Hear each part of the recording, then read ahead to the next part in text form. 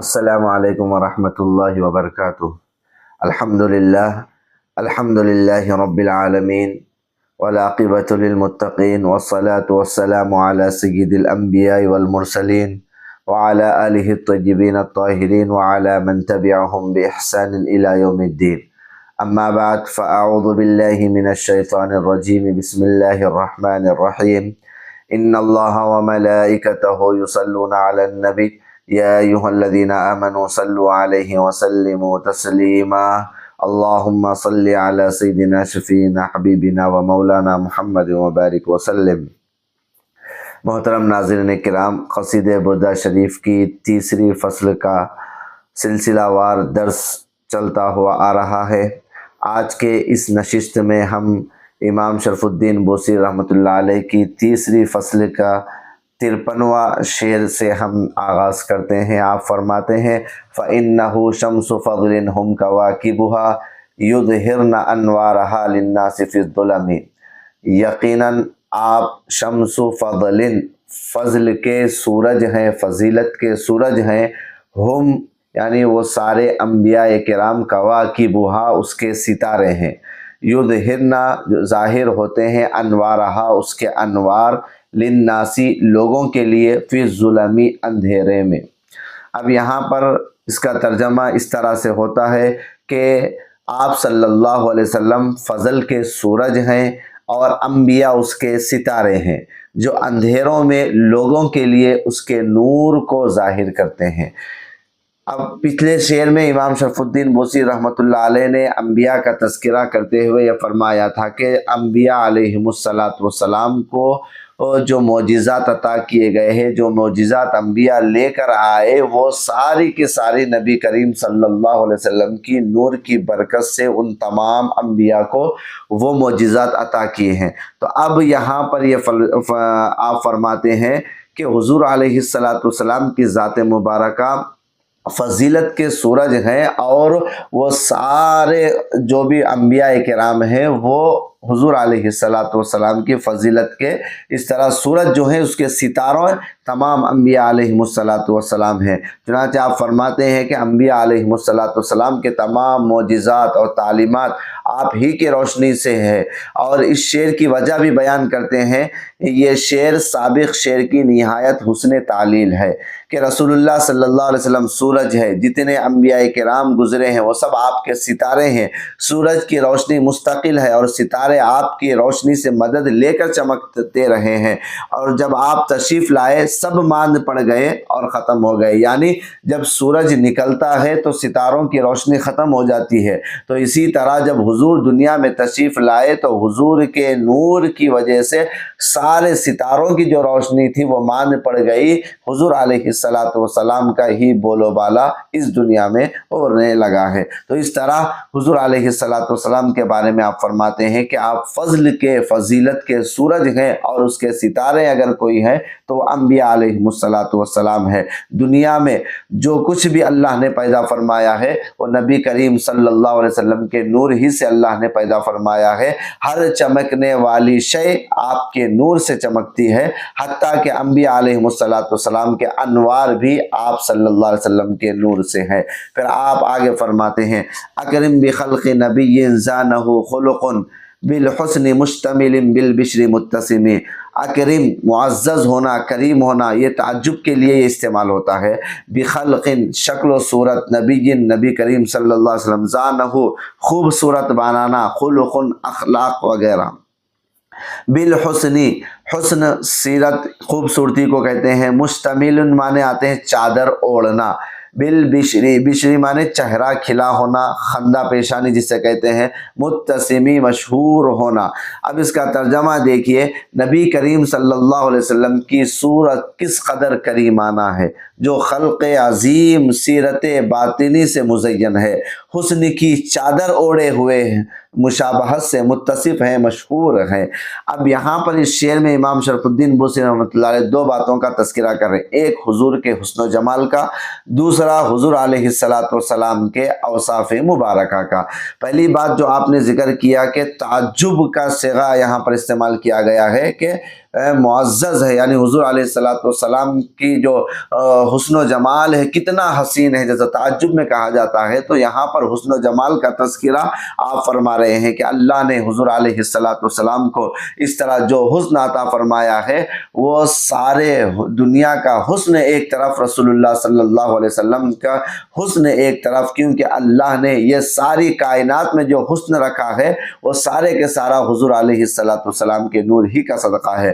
پھر دوسری طرف یہاں پر جو دوسری بات بیان کی جا رہی ہے وہ یہ ہے کہ حضور کے اخلاق بھی بہت خوبصورت ہیں، حضور کے جتنے صفات ہیں، جس طرح حسن میں بے مثال ہے، حضور علیہ السلام ہر وصف میں، ہر جو اللہ نے صفات آپ میں رکھی ہے، ہر وصف نمایاں ہے۔ حضور علیہ السلام حسن و جمال میں بے مثال، اخلاق میں بے مثال، دیگر اوصاف میں بے مثال، اللہ نے حضور علیہ السلام کے سراپا ذات مبارکہ بے مثل و بے مثال اللہ رب العزت نے اس کائنات میں آپ کو مبعوث فرمایا۔ آپ کی صورت بھی بے مثال، سیرت بھی بے مثال، اور یہ ایسا ہی ہے جیسا کہ اللہ تعالیٰ کا ارشاد ہے، نور علی نور۔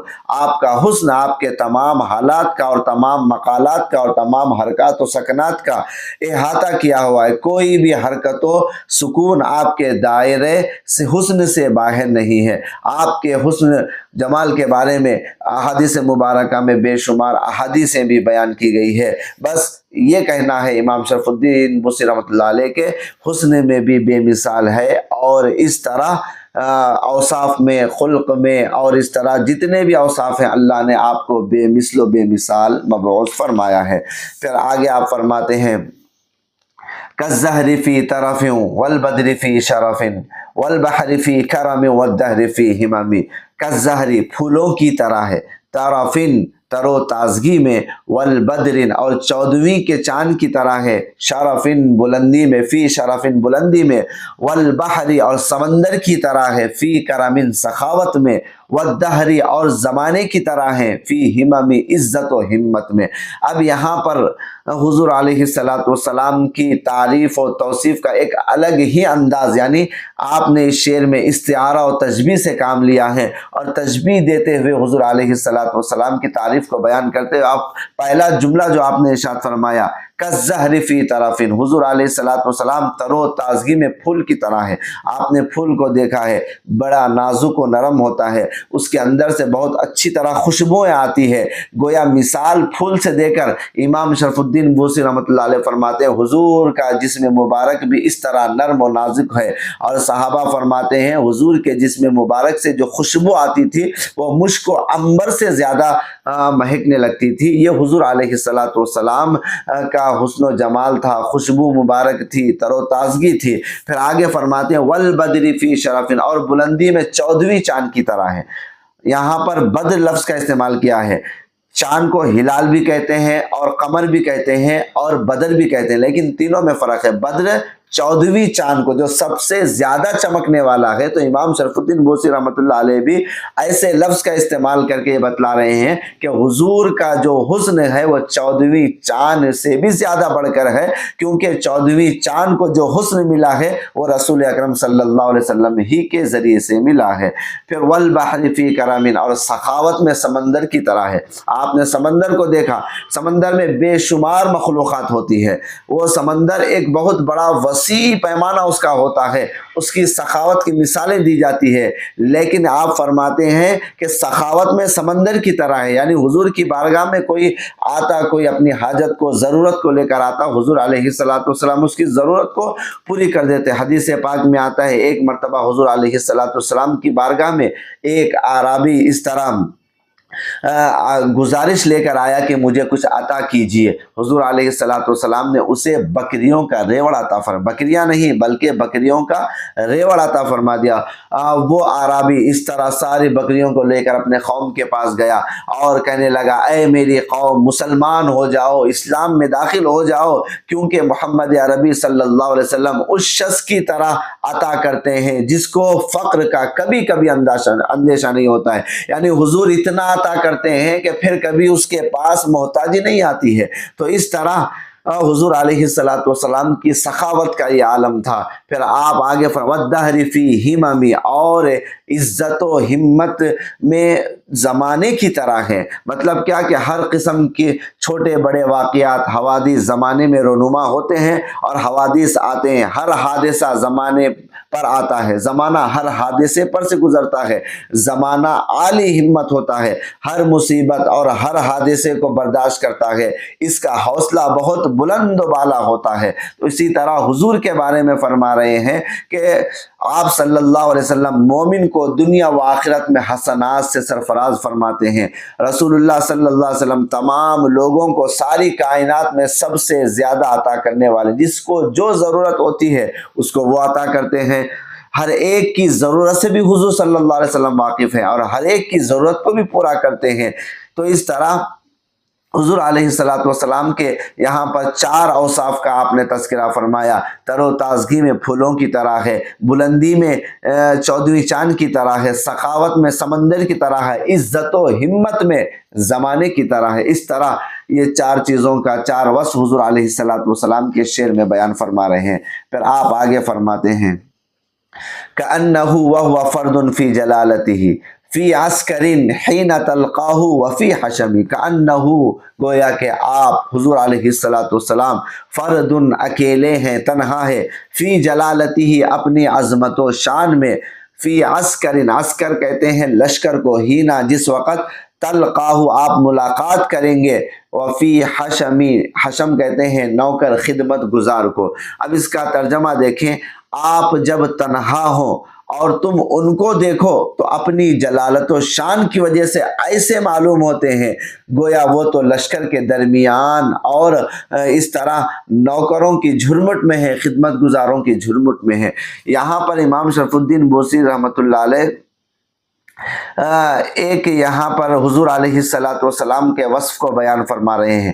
آپ نے دیکھا ہوگا کہ اگر کہیں پر کچھ چند لوگ مل کر کہیں جنگ میں جا رہے ہیں تو اس کا ایک سپہ سالار ہوتا ہے، اور سپہ سالار سارے لوگ اس کے جو ماتحت ہوتے ہیں سب کا روب و دبدبہ، سپہ سالار کا روب و دبدبہ سارے لوگوں پر ہوتا ہے، اور اس کے اندر بھی ایک ایسا روب آ جاتا ہے تاکہ اتنے لوگوں کی ہمت اس کے پاس ہوتی ہے کہ میں اتنے لوگوں کو بڑا سپہ سالار ہوں، تو اس کے اندر روب و دبدبہ آ جاتا ہے۔ لیکن وہی آدمی تنہا ہوتا ہے تو وہ روب و دبدبہ نہیں ہوتا ہے جو لوگوں کی جھرمٹ میں اس کو جو روب و دبدبہ ہوتا ہے۔ تو یہاں پر حضور صلی اللہ علیہ وسلم کے بارے میں آپ فرما رہے ہیں کہ حضور علیہ السلام سے اگر کوئی تنہا بھی ملاقات کرتا تو حضور علیہ السلام بھی وہی روب و دبدبے میں ہوتے، جھرمٹ میں ہوتے تو وہی روب و دبدبہ ہوتا۔